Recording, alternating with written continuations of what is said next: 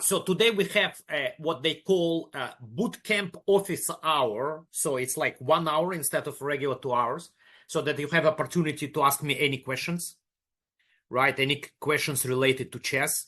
And, just I think great chance to get some expertise from, from a famous coach, famous author, and who used to be a strong grandmaster when he was active, guys. So let's go ahead. So please feel free. You can post them here in chat. So, okay, we start with Gordon, right? We start with Gordon. I don't know if it's a real name. I think it is. I probably asked. So, interesting question. And Gordon, may I ask you, which country are you from?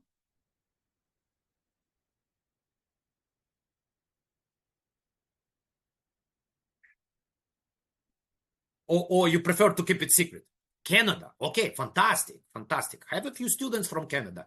That's great. Okay, so there is a question, guys. As a semi-tournament player, so that means probably kind of like not so many opportunities to play 3-4 tournaments a year. How many openings should I play for both colors? Okay, so that's an interesting question. Guys, my approach is like this. I believe there are maybe three approaches to building your repertoire. Now, one approach, it's kind of like, it's very difficult. I mean, you probably need to be kind of like very experienced. I think well equipped with all tools like, chat base and like all the stuff, where you can basically, very educated in the openings, where you can basically play many openings, right? And let's say you can prepare against opponents, and like you can choose accordingly when you see he's not very convincing in this opening, and stuff like this. I mean, to be honest, like I haven't seen players below international master level who can do this. I had a good friend, I still have good friend Michael Royce, but he was like my good like chess friend. We traveled together, we analyzed together, we discussed together. So, and it was like really funny story. I mean, when he was preparing, and again, guys, there is a little bit difference because it's 1 game per day when I used to play, right? So he starts preparing in the evening. He knows the pairings in the evening. So he starts preparing. I'm like, Michael, what are you gonna play? He's like, I'm considering like neither. And then and then he spends a lot of time, which it was not practical. It's not a good idea. Spends a lot of time. He goes like in the morning, he keeps preparing, and he's like, I'm like, where are you right now? He's like, I'm Caro-Kann. I'm about Caro-Kann. And then like around the game, like when the game's supposed to start, he's like, I'll probably play Berlin. But he was the guy who like could play many openings. He was like extremely educated. He was kind of like on my level, work with top GMs as well. So he could do this, right? I mean, in order to play this and to be on the good level, because even for him, it's probably objectively speaking, the level would drop, like to compare if you like know very deep something, right? He cannot, there is no way he knows 10 openings very deep, just no time theoretically, right? So he could play different openings. He could play anything against e4, against d4. With white, I don't think he could play e4, but he could play d4, knight f3, c4, all this stuff. And you can also find like many courses of him on modern chess, on Chessable. He's of course special in this case. Now that's one approach, which is difficult. Now there is another approach when you study opening very deep. Like I play neither, I study very deep, right? And I play only neither. Now, yes, it's narrow. Yes, I don't know, Gordon, about the rating 1922, if people can prepare against you, if they can find your games. Maybe not so many in like databases, maybe online games. But let's say they can find games. Look, if they cannot find your games and like for them it's a surprise you play every game neither, let's say one opening, like, I mean, what's the problem, right? Like you just play, but you studied well. You have like some file or Chessable course or modern chess course or whatever, your own files or book or whatever, right? So no problem. But let's say if they can prepare, right? So first of all, number one, you studied very deep. Now, even if there is a surprise, you have experience. You you have ideas. You not good morning, Param. So you have ideas. You like I mean, even if it is a surprise, even though like Sicilian is dangerous, of course, probably you're not gonna lose in the opening, right? Because you studied well. Also, very important, you kind of like try to vary. You kind of trying to find some deviations to compare with what you played already. And trust me, in every line there will be some move. And so you kind of like control. Oh, well, I played this move. Like where I can be the first to deviate. This. So you study very well, right? So this is the second approach. So like one opening, strong, and you are not afraid. So you spend like 100 hours approximately, right, altogether. And so like you shouldn't afraid of the guy who just like runs stockfish very quickly, check the statistics, picks up like top rated game and plays, because you already prepared, you worked, right? You updated. So I mean that. But by the way, guys, if you notice like candidates or world championship matches, like they prepare one opening, like more or less, right? Like remember, like I don't know, Carson Caruana, right? He just Sveshnikov, e4, c5, knight f3, knight c6, and all games this, right? I think maybe like in Rapid he played e5 one game, I don't know, but just, and he's not afraid when Caruana is sitting there with like team of like 10 people, best computers, and prepare something. He's not afraid because he already did this work, right? So there is this approach. Now my approach, that kind of like middle ground between these two approaches, right? So what I did, I kind of like had two openings everywhere, right? I mean, I was kind of like a little bit narrow with d4 maybe, but also like I can choose systems, right? But let's say, just an example, right? So what I had like e4, and it was interesting how I got to this conclusion, guys. So when I was a kid, I was 12 years old, which is now not so young maybe, but you know, 1990, like beginning of 90s, I mean, I was considered to be prodigy, right? World champion under 12. I got selected to very special school in Soviet Union. It's called Petrosian School, with main coach of Kasparov. And I remember at some point so I was young. I was like very aggressive. I played Naidorov, of course. I played d4, but still played aggressive, you know. And this guy Kasparov coach, I don't know if you heard this name, but like if I don't know your age, guys, but like Nikitin, Alexander Nikitin, who took Kasparov from, let's say, candidate master all the way to the title, and then spent some years with him. So he was like, in order to become a good player, one should play e4, e5 positions in order to become a good player. I'm like, what does it mean? And I was like very confused. Like, I mean, I'm not playing. I'm playing c5. I'm playing d4.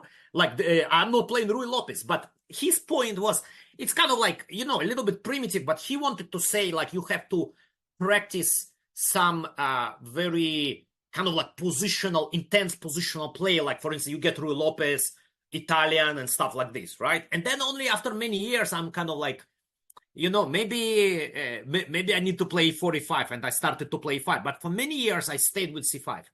Now, my point is like this. So I played c5, I played different Sicilians, and once I lost the game. So let's say I played Rouser, right? Classical Sicilian, or how you call it, 4 knights, so there are different names. Yeah, I played this, I analyzed, I was well prepared, and I remember something like clicked. So I played the game against, so like main line, you know, like it was something like that, right? So like very sharp. And I'm playing like team competition. I don't remember the year, but I'm playing against somebody who literally had 400 less than me. I was 2640, and I play against 2230. And the guy beats me, you know, like in a really good game, sharp position. And, you know, and he plays really well, much higher than his rating, obviously, right? I mean, I didn't play well, but he played 2500 for sure, you know, and I'm like, wait. And I remember after that, first of all, I was disappointed. It's like, you know, for the team, for my personal approach, like a lot of rating points, I couldn't sleep. Now, suddenly I couldn't sleep, and I started checking his games, because how I prepared? I took Sicilian, I prepared Sicilian, right? I played only Sicilian. Then I decided, okay, let me check his game. So I started checking other openings. And then I noticed that when it's like very positional play, meaning like e4, e5, the guy plays much weaker. So he's not comfortable when he doesn't know where to attack. But when it gets sharp, queenside castle, and and you can attack h4, g4, he's playing like, international master minimum. But when it gets like, solid chess, he has the problems. Maybe even below his rating potentially, right? Like if you do average. And then I'm like, well, I probably need some solid opening. And then I started to play e5. So my point is like this. So that's kind of like, guys, you can choose, like, I'm not saying it should be Sicilian and e5, right? It could be two other openings, but kind of like a little bit different approaches, right? Let's say Sicilian and Caro-Kann. Caro-Kann, maybe I would say also positional, right? So something like this, but that's kind of like structure, right? So one kind of a potentially sharp and one like very reliable, right? So I had this joke always, like, if I play e5, I can really sleep well. I can sleep well because I'm not too worried that I get crushed in the opening. With Sicilian, it's a little bit different. I'm like, I want to make sure that I'm not, I'm updated. I want to make sure that I'm like, I remember all sharp lines, right? So I'm checking, I'm preparing, right? So now, it's not the same e5, right? Especially like I had like some close through Lopez.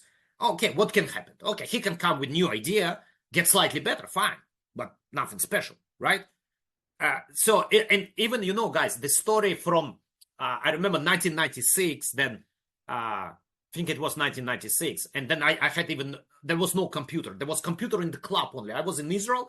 We traveled to some European country, Netherlands, and then we had some matches, like junior matches. And while I was traveling, there was this Tata Steel tournament, traditional, right?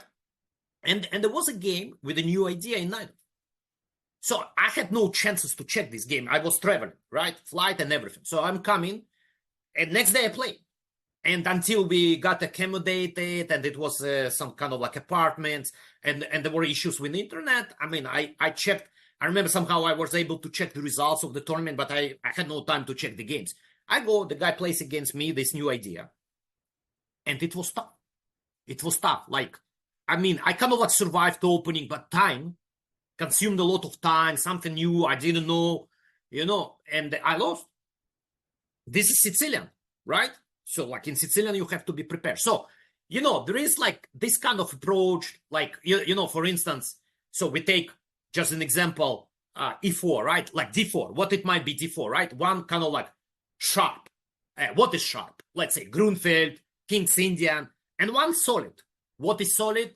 Queen's Gambit declined, Slav, some solid classical Slav, maybe Nimzo, Queen's Indian, right? So, guys, and what is good about this approach, that you kind of like, you are not stuck with just knowing one type of positions, one type of pawn structure. No, not one, few, right? So you expanding your knowledge, right? You play like Grunfeld, like, give up the center, attack the center, one type of position. Then you play something with d5, have pawn on d5, different type of position, right? So you also like kind of like educate yourself, you expand it, because you never know, like, I mean, what happens in your games. Sometimes somebody takes you away from like normal territory and it's hard, right? So, but basically, I kind of like advertise a little bit more my approach, but there are three approaches. Three approaches exist. Of course, again, depends, Gordon, if your games are foundable like on the internet, like people can prepare. If not, it's a little bit different game, right? And that's it. Like D4, now very hard with white to play different moves, right? Like D4, E4, it's a huge amount of theory. So what I was doing, like just an example, right? Let's say somebody plays King's Indian for me. I can play solid G3. Or I can play like more like sharp, like, let's say to go knight C3, E4, put the pawn on E4, then H3, and like play something like H3, knight F3, like much more aggressive line from the beginning. Again, I have like my opinion about like what is aggressive line, what is not aggressive line. I just like sometimes, I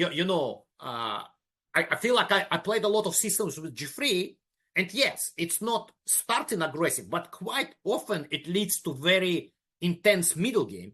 So the aggressive play starts in the middle game quite often, especially if you kind of like choose the right lines. So that's my point, right? Like Gordon, like you will have extra questions. You let me know. I mean, meanwhile, I go with Arun.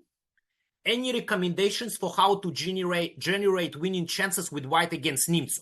Any strong particular variations to consider? Yeah, well, this one is tough. Best trade. Okay, so Julam, I mean, I'll try to address this. Not an easy question. Nimzo. What is a Nimzo? So even though it's been quite a while, no, I played some Nimzo system. Look, it's my opinion. Look, first of all, guys, you should understand my approach, and I have this approach for many years. Since probably I started to work with Kramnik 2004, 2005, 2 years I worked. So that in every good opening, black equalizes. Right? So this is my approach, guys. And like I mean, not in the game, but like if somebody takes computer, takes like all the chess-based tools, checking the games, he will find equality. Guys, nothing to do about this. Now so like every line, Arun, if I'll tell you, you'll say, oh well, this is equalizing, right? Like, I mean, yes. I cannot do anything about this, but my personal impression, the move that kind of like very popular, I have a few students who play Queen C2, like, I mean, they struggle.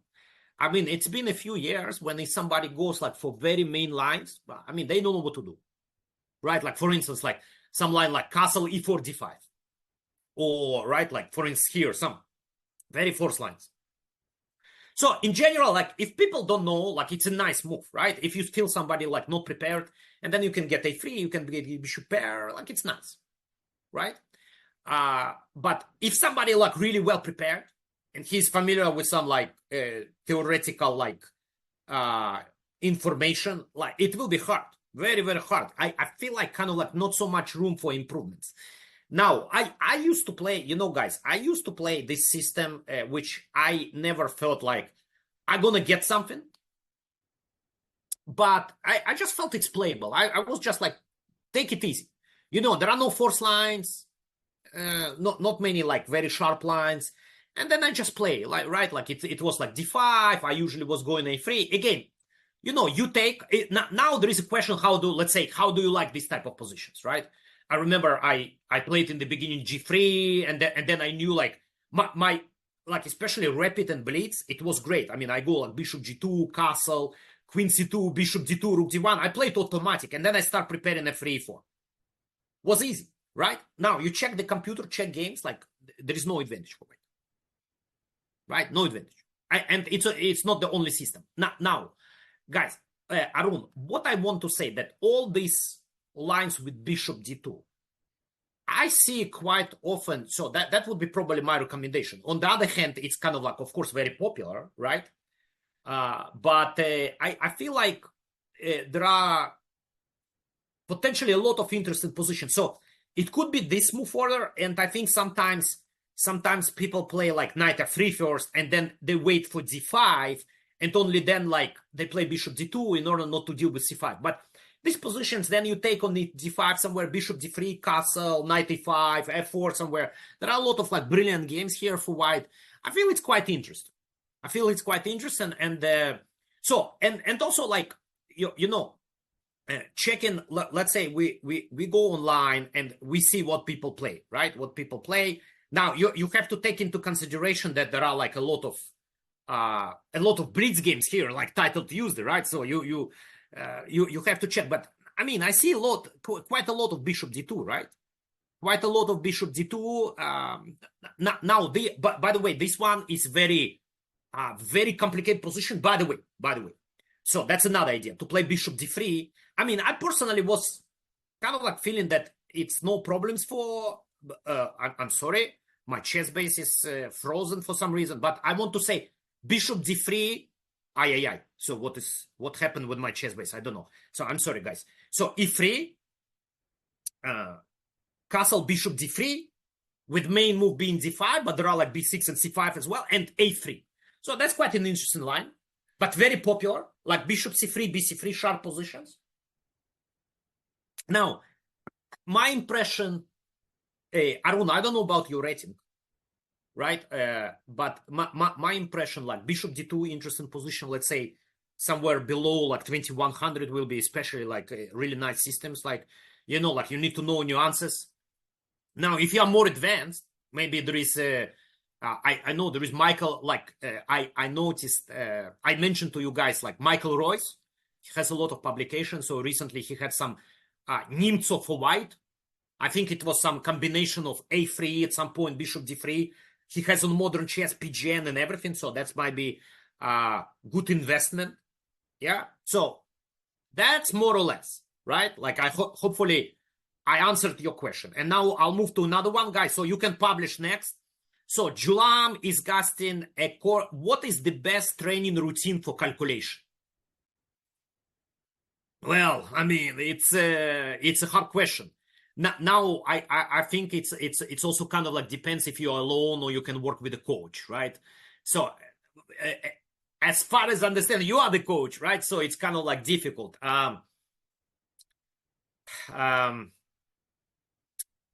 Yeah, it's I think it's very personal, also very personal, like, you know, potentially what I do, right? I have this approach of Dvoretsky.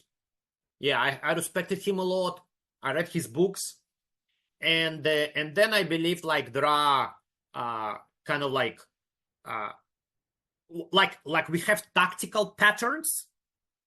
I believe there are patterns everywhere in chess. There are pawn structure patterns. You know, like what I'm talking, guys, just to clarify, let's say tactical patterns. Like, okay, this is Greek gift sacrifice. This is cure. So here there is deflection, stuff like this. So that's what I call patterns, right?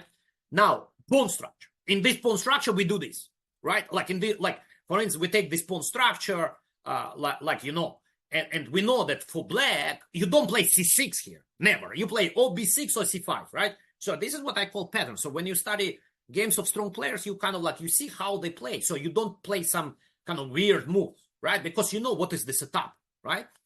So the same, I believe, actually exists in calculation.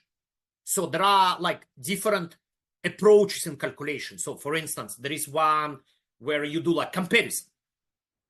You know, the second one, you do elimination. Like for instance, you know, this move losing, this move you are worse.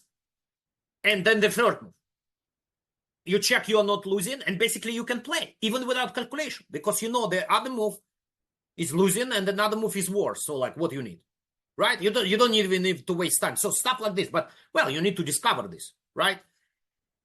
So I mean, finding examples, like if I to be honest, like I even don't know whether like you can find the books like specifically break down like to different patterns. I have puzzles, some special puzzles, but it's actually they're taken from some like old magazines, you know. But that would be nice, you know, like let's say if you can do like kind of like topics. I'm pretty sure this material exists, but it's just not coming to my mind like immediately. But let's say you take intermediate moves, boom, like 20 position, you know, you solve, and then you develop some kind of reflex, right?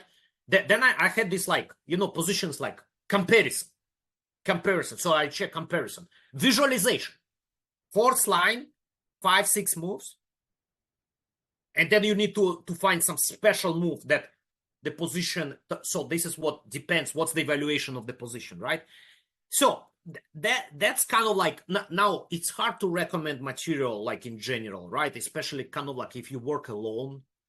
So maybe you just take kind of like some kind of a challenging puzzles, right? And for calculation, and you solve, and then you kind of like, okay, so this puzzle, it was like long line visualization, like after 5 moves, or this one, I needed to find this, right? So stuff like this, like, I mean, and look, in general, this is probably the most complicated stuff in chess. I remember even Kramnik was joking on it, and he was saying like, how many books I read, how many opinions I heard, and I don't know what's the right way to calculate. Because, you know, every position is different. every position you can approach. And then one idea you solve puzzles, another idea in the game, when you need to make a practical decision. Let's say, you solve puzzle, you can take 30 minutes. But in the game, you cannot. Because that's still like very complicated position and you'll need time. And maybe you play 30 minutes game. So what? Right? So, I would say like kind of like to go with the patterns and try to solve, to find good material. Like there are books, like I know from Quality Chess, there is a book and this and this. So to solve and then kind of like highlight for yourself, like, okay, so I was solving, that was, elimination pattern, so that I eliminated these lines, I concentrated on these lines and this and this, So hopefully, it's hard to answer correctly. I know there are courses and everything, but imagine, guys, if like Kramnik is saying that it's like whatever you study, it's still complicated, right? And because like you don't get the same in the games, right? So it's challenging, but the idea to work on this. So that's the main point, is that just to work, challenge yourself, and that should improve. Now, by the way, regarding calculation, and very nice idea to also solve puzzles without board, visualization. Like you find some puzzle, let's say you just have normal like tactical session, like let's say 20 minutes or whatever, you solve, and you can take like, you solve 5 puzzles, like one puzzle you take visualization, right?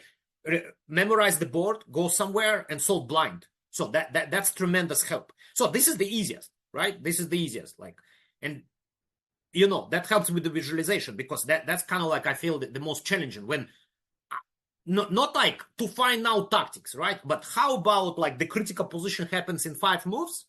And by the way, guys, that's what I felt like.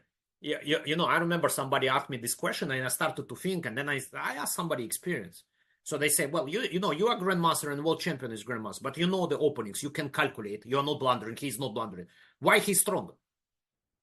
Right? And then somebody said, so the whole point is how you evaluate the position. And in many cases, it's like, let's say 5 moves ahead, 3 moves ahead, and you visualize, and he can find this, oh, well, there is queen c1 and queen g5, and that brings advantage. And you don't see this, right? And that's why he's world champion, maybe. Okay, guys, let's go with more questions. I'm not sure I'm very precise.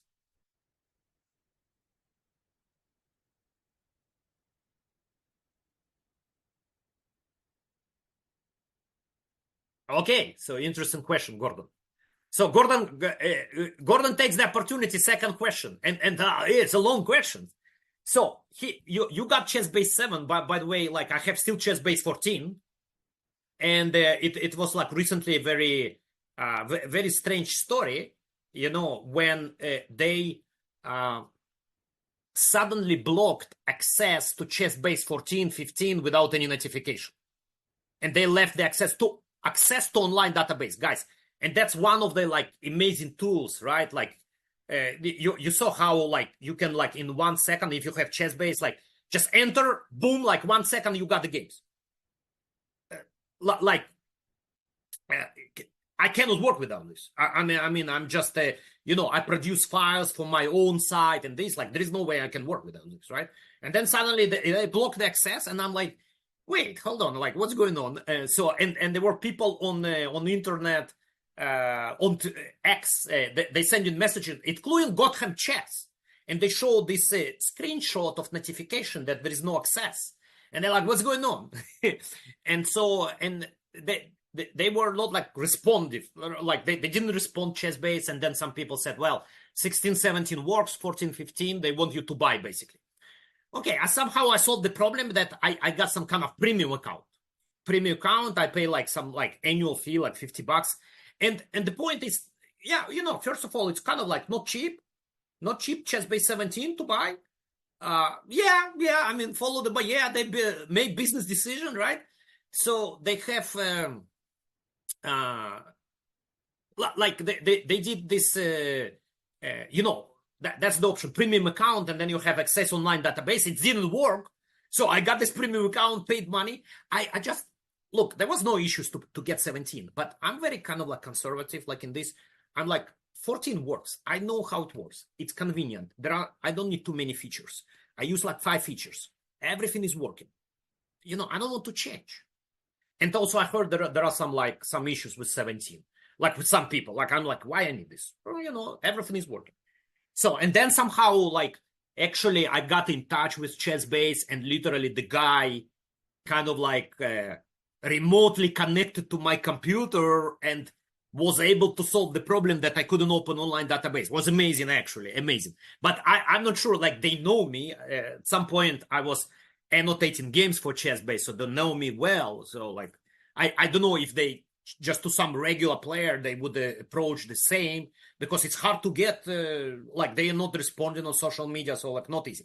Anyway, openings. Gordon, so here's the thing. So you mentioned you have Chessable courses, right? You have Chessable courses.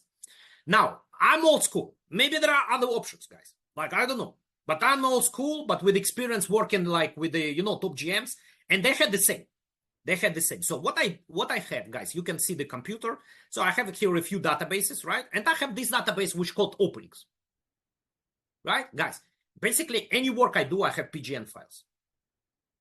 So everything here. So now I can pull anything I want according to the position, according to the ECO, like according to the moves, whatever. So like a small part of my work since 1997 on my other computer, I think I have like some 4,000 extra, 1,253 files. Now, guys, sounds crazy. Oh my gosh. But I mean, I have been like doing this for like 30 years almost, well, a little bit less. Okay. So basically the point, guys, that any work I do, I just take notes.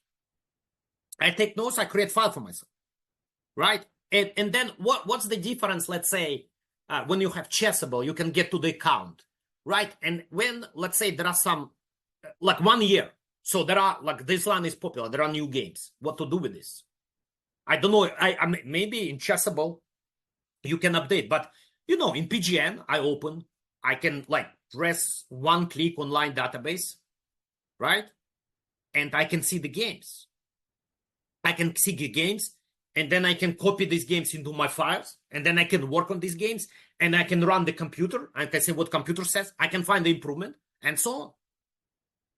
Right, guys? So that's a kind of like big difference. What is happening, right?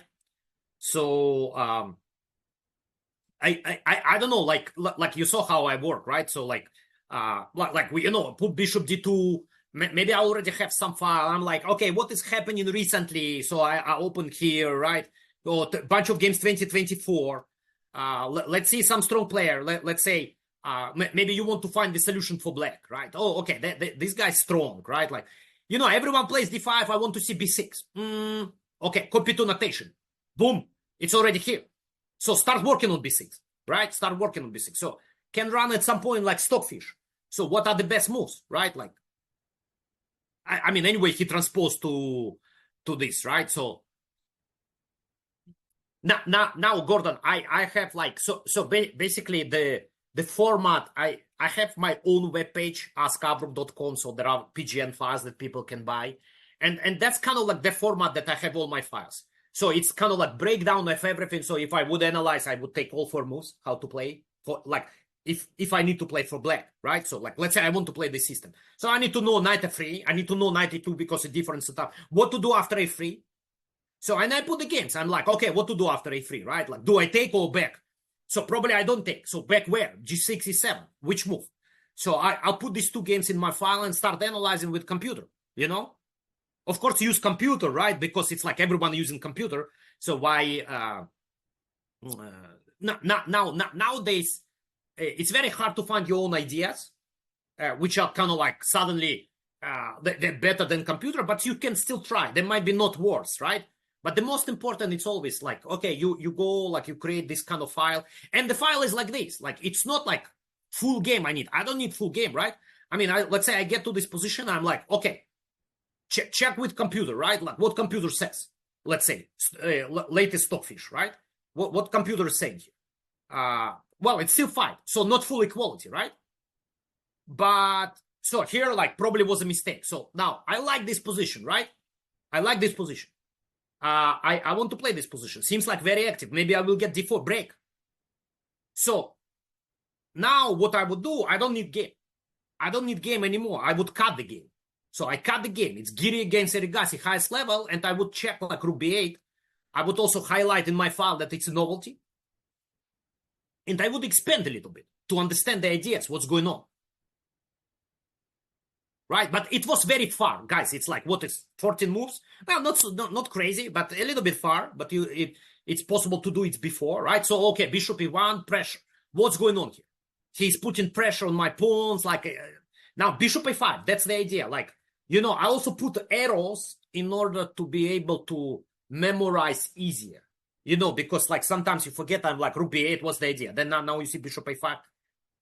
Pawn is here. Maybe still not full equality, maybe still. Maybe you don't like this, but that's how I work, right? Like, and we were talking about black side.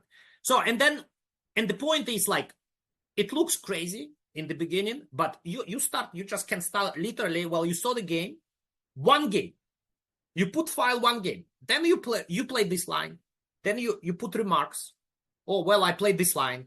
Right? So you add another line and then expand. Then you analyze. When another line, then Carlsen played, you accept, and then file grows. And like you already kind of like have 4 different games, and you can already kind of like understand the ideas and everything. And the more you have, the more information, and you work. And you work on this line. It's not just like, oh, well, game, stockfish, improvement, done.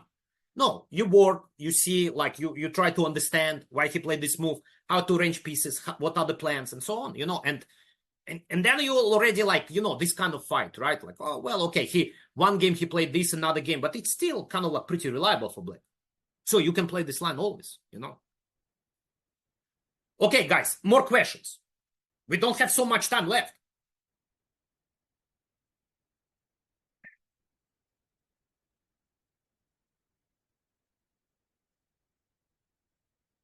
No questions?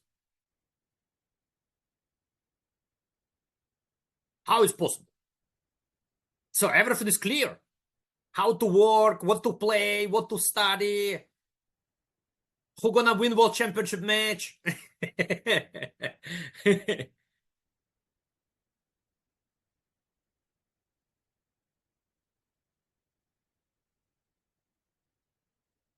So, okay, Gordon uses the opportunity to ask like third question. Why not? Okay, so now first let me talk about Gordon, because it's kind of like easy question to answer. So how much time allocate to everything: tactics, openings, endgames, middle game, right? Well,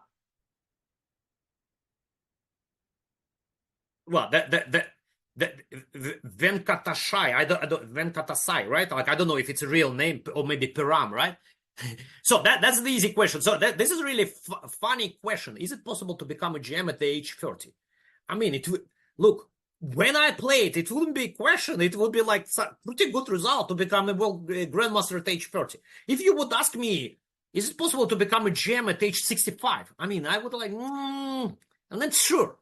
You can. I have one student who is trying to become IM, and not pretty challenging, But 30, come on, what? 30 is still young, and some people only kind of like get kind of like better understanding. Well, yeah, your rating is not high, but like how you go to 2000, that's a big question. That's a big question, and well, of course, it's not easy. It's like depends, like what are the coaches, what are you doing, how effectively you work. I think also like how much you can afford, like playing tournaments and stuff like this. So yeah, I mean, but age 30, it's not a problem. Okay, so now important question about Gordon.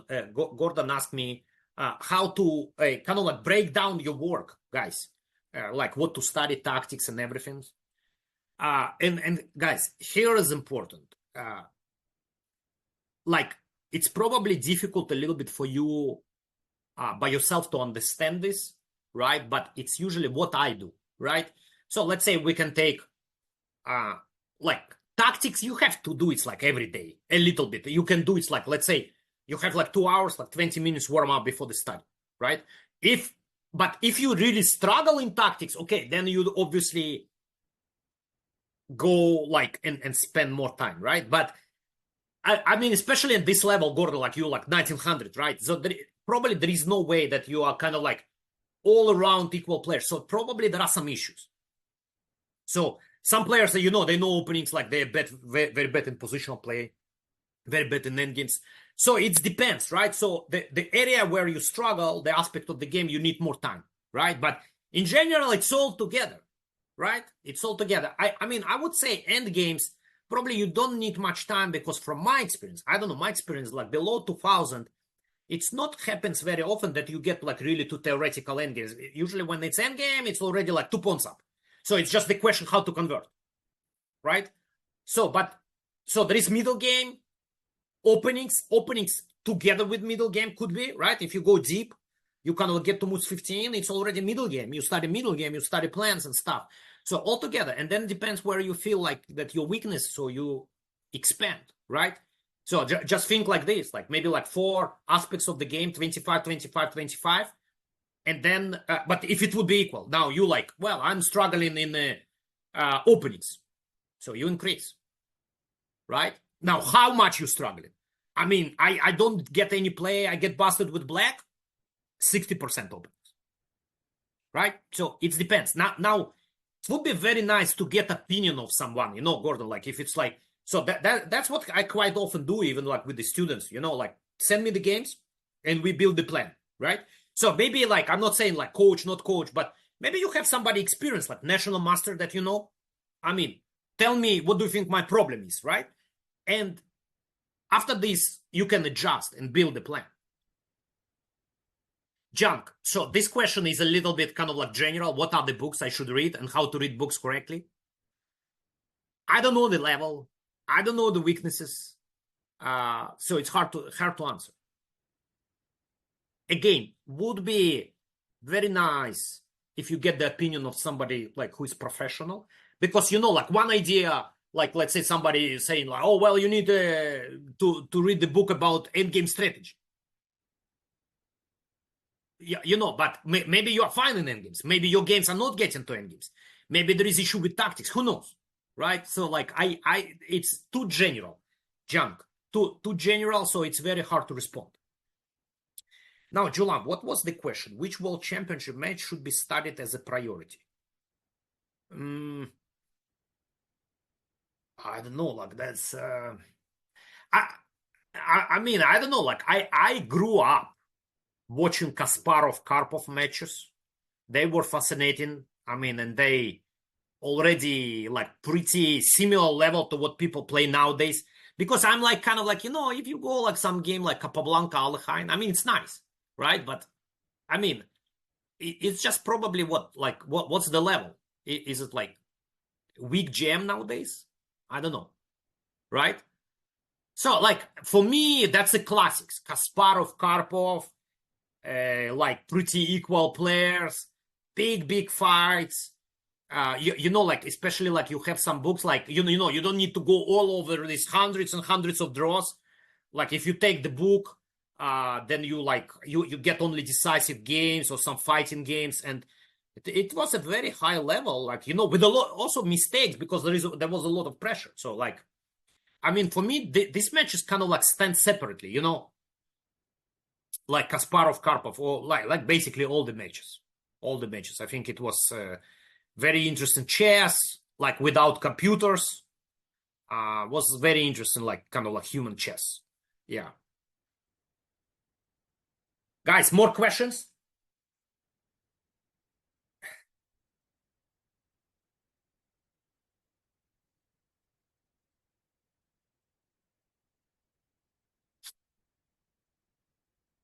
That's it.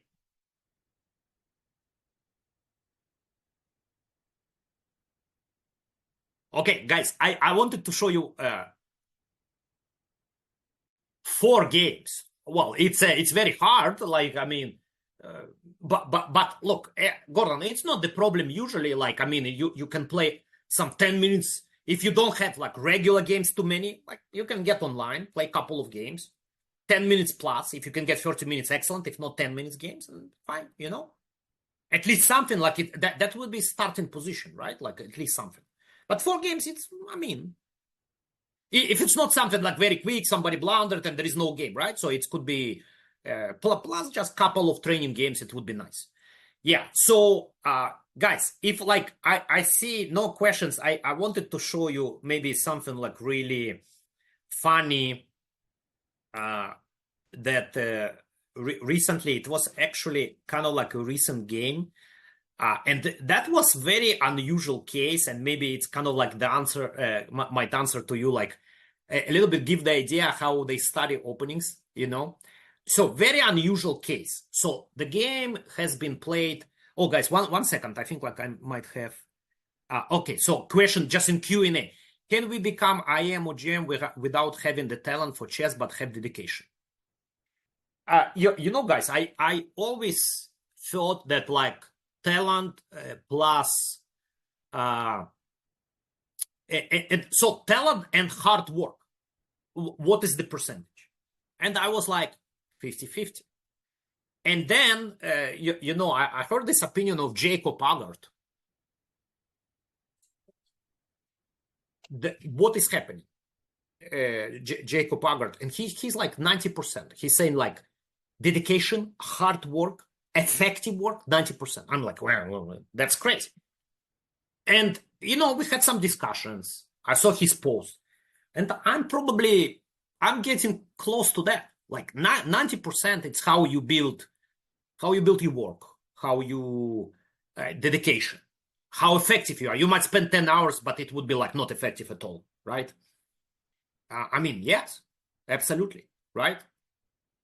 So there are, of course, other factors, but like if we are talking about these 2 factors, like, I mean, anyway, let's say you get to some, I mean, 2000 level, like you have already talent, right? You have something in chess.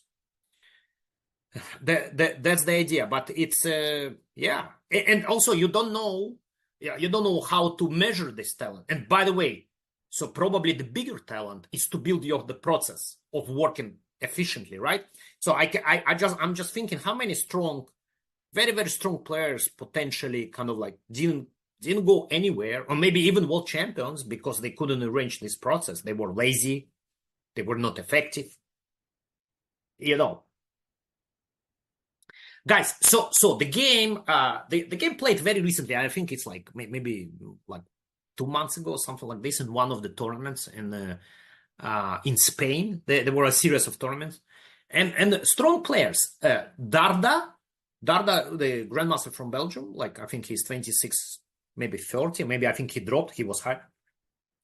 And there is this Russian guy, Alexeyenko, who had a wild card in candidates during COVID. He played in this tournament, like when I think they split, they stopped, like, right? He got a wild card. He was not even, I don't know if he crossed 2700, but he's like 26, like, let's say 2650 to 2700 level. Solid, very original style, you know, plays unusual openings a little bit, like tries to deviate from mainstream line. I mean, very good player. So, opening catastrophe, how it's possible? Guys, to be honest, like even on the level 2200 plus, I don't see this. But how it's possible? Opening catastrophe at this level. Like very interesting, guys. So, it starts like this, guys. So we talked about like Nimzo. There was a question from Arun about Nimzo. And knight f3, right? I mean, I used to play g3. It's Catalan, matter of taste. People play knight c3, knight f3, g3. So free moves. Sometimes there are surprises. I used to play bishop g5, now bishop f4, tricky move. Like, you know, there are some surprises. Knight f3. Knight f3, now black has a choice, like choosing different openings. Queen's Indian. Now this guy played d5. Now again, white has a choice, so he goes knight c3. Now black has a choice, right? Tarash, semi-Tarash, Ragozin, c6, bishop e7, queen's gambit, a6, h6, like whatever, right? So that's why that's why, guys, I mean, like, I'm for white, I'm like, I play g3 and I know there is one name here. Oh, well, there is Benoni, but d5 cutoff. That's it. I don't want to study 8 openings for black. Now, also knight c3 cuts very nice. But then, of course, there is a question what to do against Nimzo, right? So knight f3, knight d5, knight c3, and he plays dc4. It's a great opening for black. Vienna, if you're ready to play sharp lines. And by the way, on my there is this sharp game, like old-fashioned bishop b4, when you sacrifice pawn. It's very, very interesting chess here. Castle, very, very interesting. Yeah, so you usually, like, you cannot take second pawn on c3, very dangerous. So you kind of like stay with or you go knight f6, or you take on c3 and then back up with the bishop, stuff like this, right? But there is a modern Vienna. I actually had like on my side, like b5, like many strong players have been playing this. Very, very interesting, very complex. Pragnananda played like successfully this. So like very interesting line. So now I don't know what is happening, but maybe this guy like not in the mood for fighting chess, but usually he's like very, very aggressive, Darda.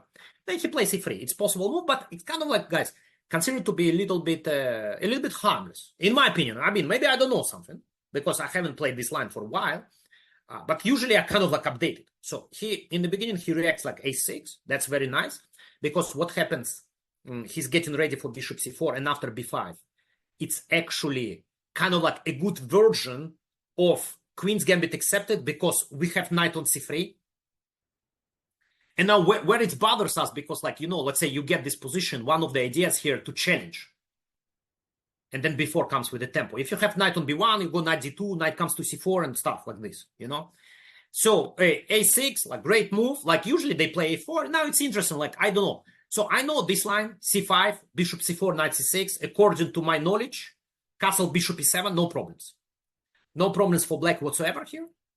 I mean, there is some play probably, but I know there is this very well-known drawish line when white plays like this, right? It's kind of like well-known theory, like e5. Take. So this is how he gets the pawn back. Queen e5 or queen e3, but you can open the theory. I'll show you guys.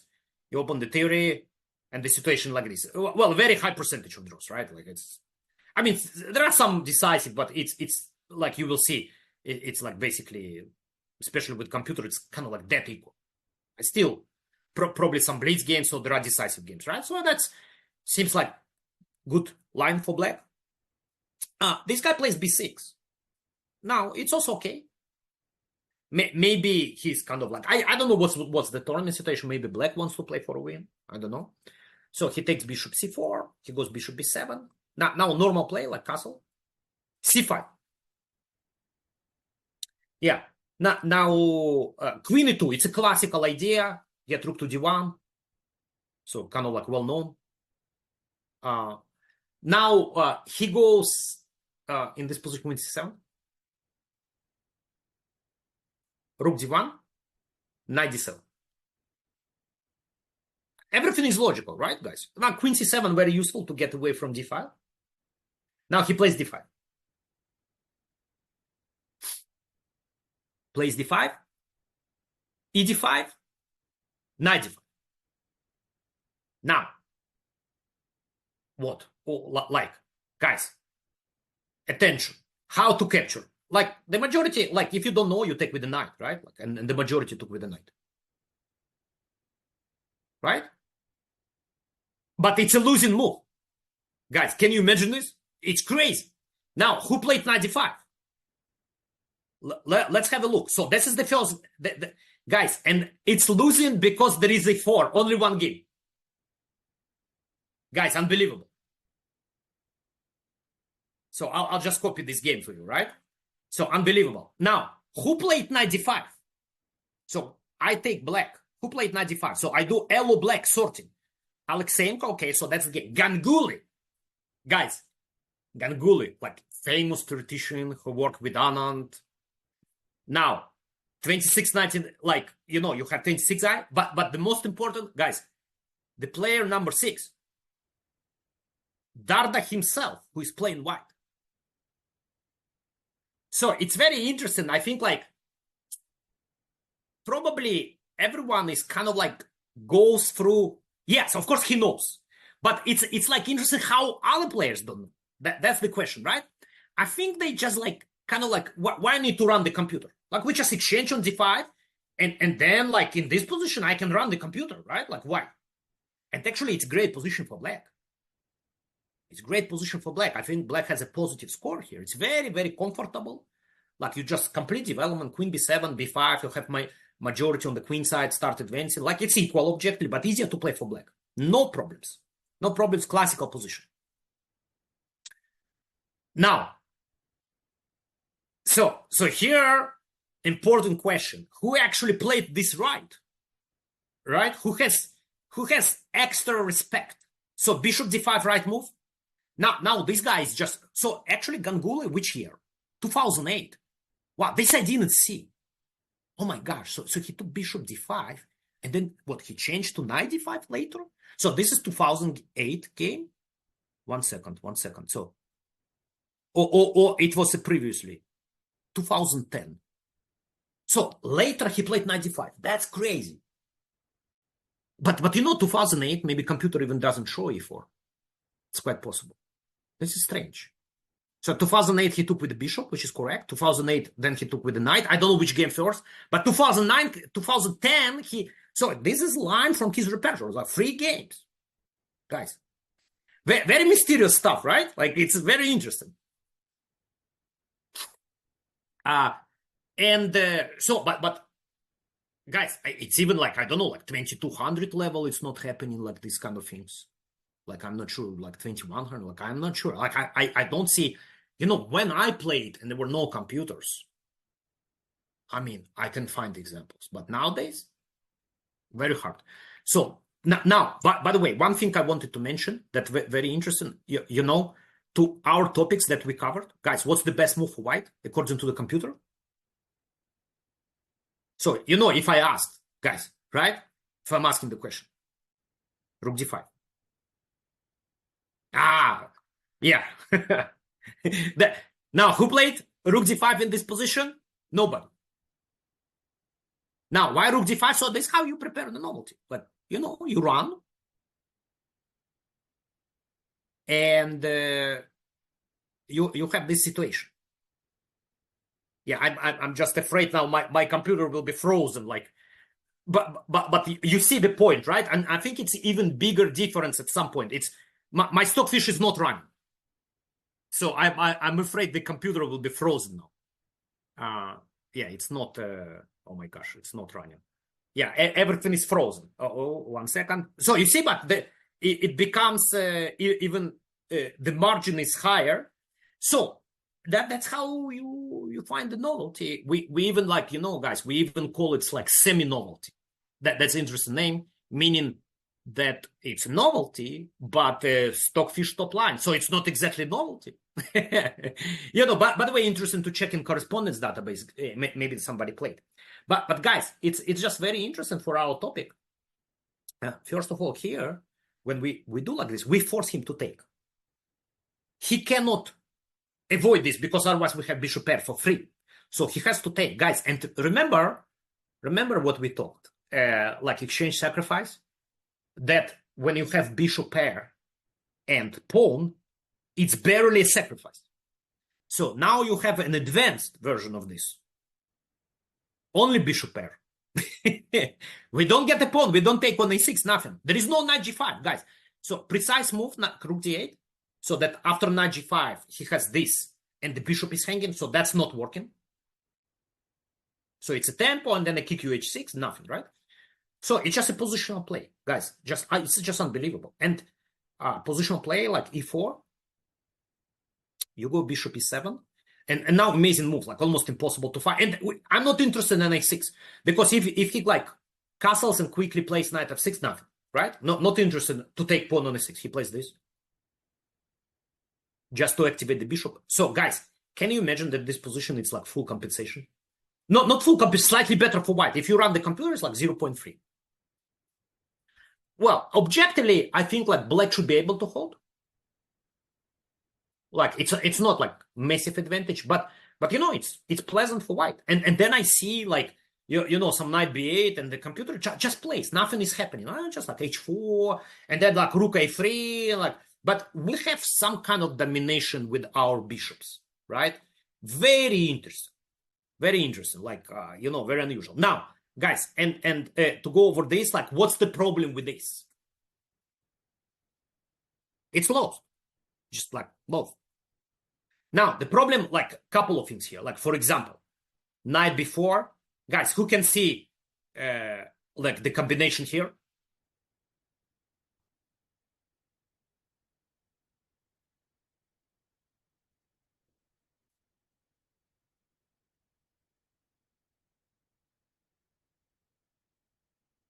Arun, excellent.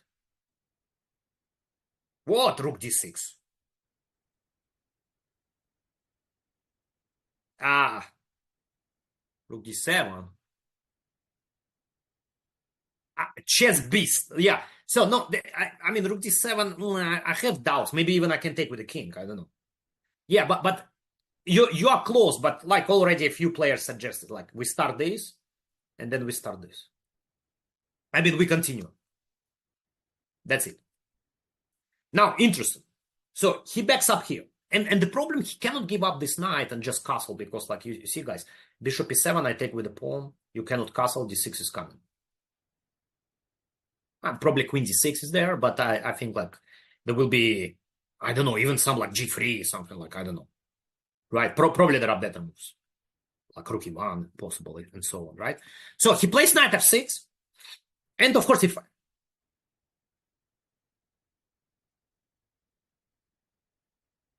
Right? And so what is the interesting move here?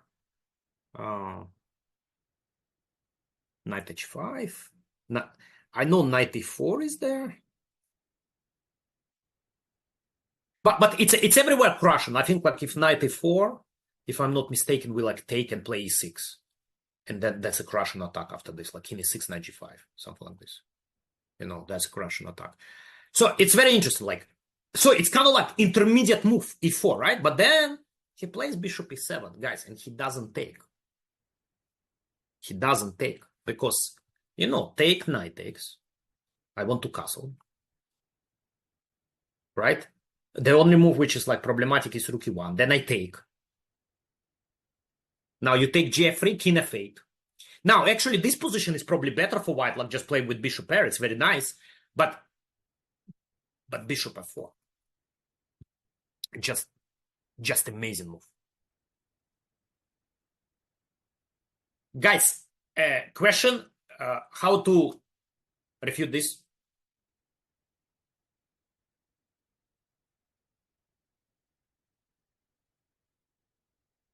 Knight f4. Gordon, e6, knight f4.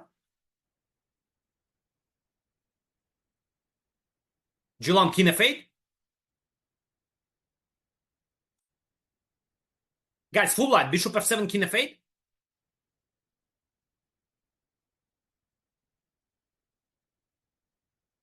Correct, Julam. No, it was very strange. Well, I was showing my students, and like a few got stuck. So a few got stuck for some reason, like I couldn't understand, but it's something psychological. Suddenly you go backwards, like, you know, you kind of like, oh, well, what e6, rook d7, how to mate, and they didn't see bishop h5. It was strange phenomenon, like, you know, but okay. So we got the piece back, and that's it. Done. So he played 95. Yeah. Now, you know, after lectures about exchange sacrifice, I hope you know what to do. Not bishop. Now, bishop is also advantage, to be honest. Castle. And now, well-calculated operation. He goes e6. Now, fourth sequence. Queen takes f4. Rook d7. Both bishops hanging. So bishop f3 only move. ef7 intermediate. King h8.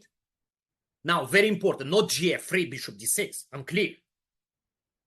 Queen f3. Queen f3, gf3. And you know, guys, like really, like credit for this game. I mean, of course, opening preparation and everything.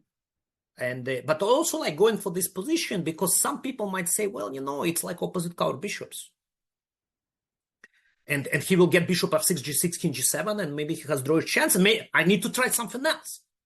So that's what I experienced with my students, like, you know, and they kind of like push something else, and it's not convincing as well. And indeed, very precise evaluation that f7 pawn is a monster. Gordon, you're right. And how he won nicely. he won nicely, guys. Bishop f6. He played rook e1. I think the idea is like bishop b2. I think like he plays just rook b1 and gets this pawn. And then a6 will fall. I'm sorry, guys. Yeah. So b5.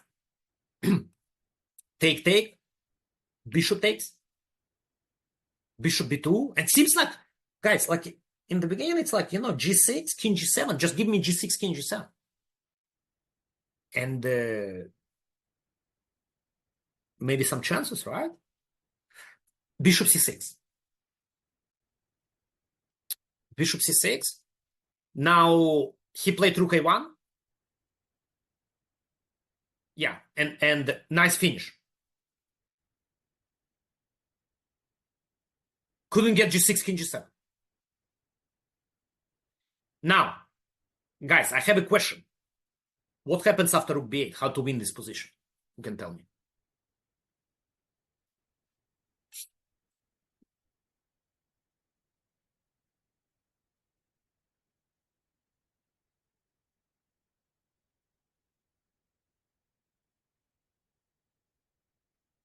Too positional, Gordon. no. I mean g6, king g7. Give me move. No, but I mean I can move the rook. Oh no, okay, you have a point. No, yeah, I take rook f7, Arun. It's a little bit too much. Chess beast, like I think you mixed up. Like no, Julam, like somebody send me this answer, but I take rook b takes f7, no?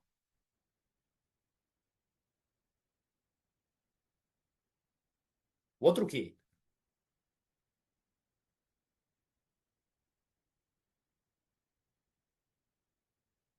Gordon, rook e8, take. You wanted to attack my knight, but then I give check rook e1.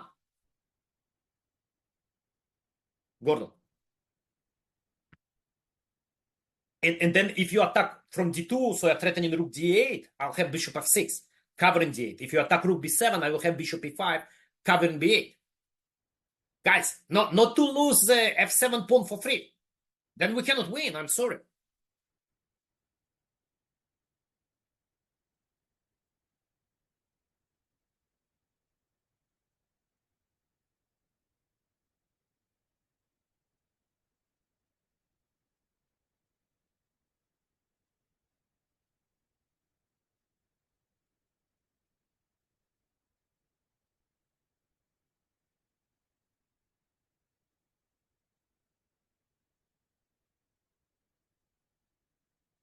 Yeah, but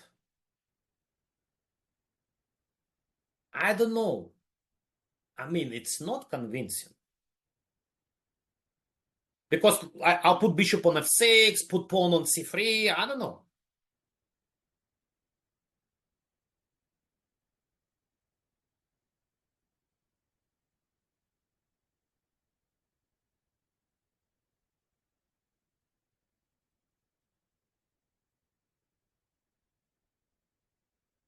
One more try.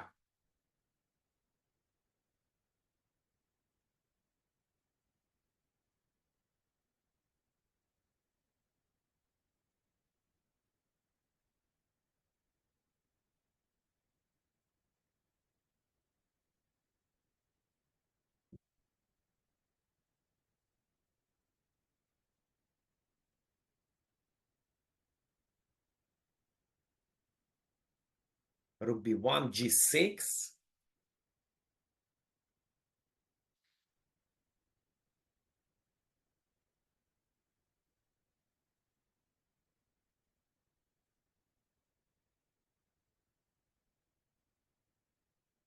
No, rook b7, chess beast.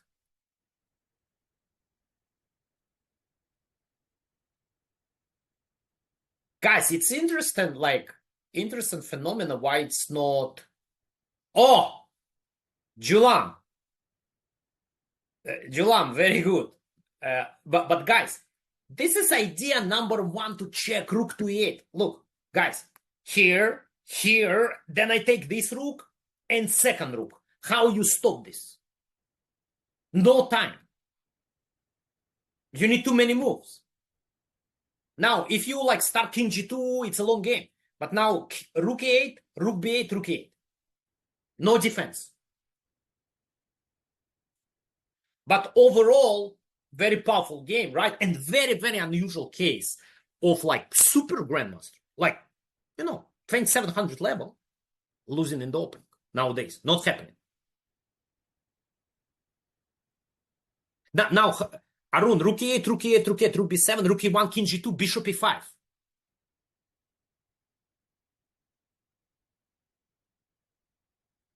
I don't know. Now you need to work with maybe with some pins. No, I think I'm fine, Black. Bishop e5 at the end, Arun. Guys, I hope you enjoyed. It was kind of like interesting session, like nice questions. Yeah, but my rook is protected, Arun. I can do bishop c3, or I can do like like first luft for the king, and then you attack f4, bishop c3. Rook on e1 will be protected.